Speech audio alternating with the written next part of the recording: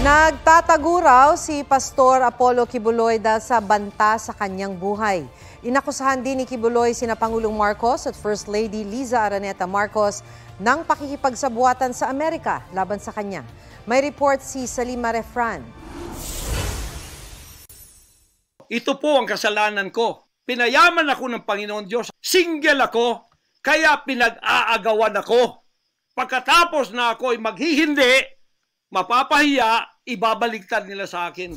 Yan ang pahayag ng leader ng Kingdom of Jesus Christ na si Pastor Apollo Kibuloy kaugnay sa mga alegasyon laban sa kanya ng mga dating miyembro ng KOJC sa pagdinig ng Senado. Handa na raw si Kibuloy na harapin ang 43 kaso laban sa kanya sa Amerika, kabilang ang sex trafficking at fraud. Handa na po kaming lahat ng aming depensa, ng aking mga lawyers, US-based lawyers, handang-handa na po. Boses lang at walang video ang inilabas sa pahayag ni Kibuloy. Nagtatago kasi siya dahil nanganganib daw ang kanyang buhay. Ang ulo ko po ngayon may patong na $2 million or 100 million pesos.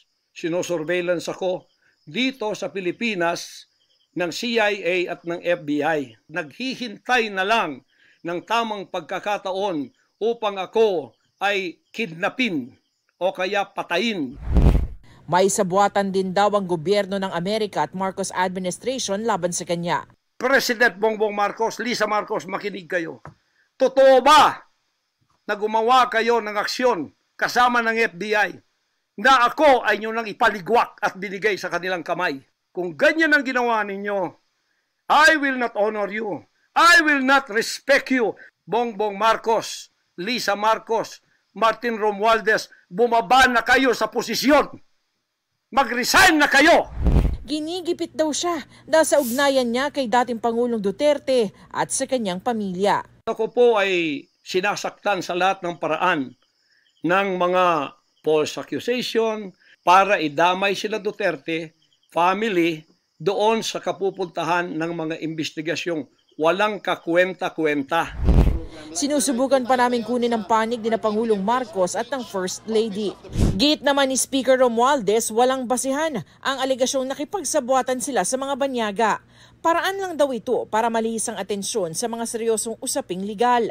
Sabi naman ni Senator Risa Ontiveros na chairman ng Senate Committee on Women and Children na nag-iimbestiga kay Kibuloy. Huwag pong pa-victim. Our next hearing is on March 5. And if Mr. Kibuloy does not show up, I will cite him in contempt and have him arrested. Pinabulaanan naman ng FBI na may reward para sa paghuli kay Kibuloy. Salima Refran, nagbabalita para sa GMA Integrated News. Huwag magpahuli sa mga balitang dapat ninyong malaman. Mag-subscribe sa GMA Integrated News sa YouTube.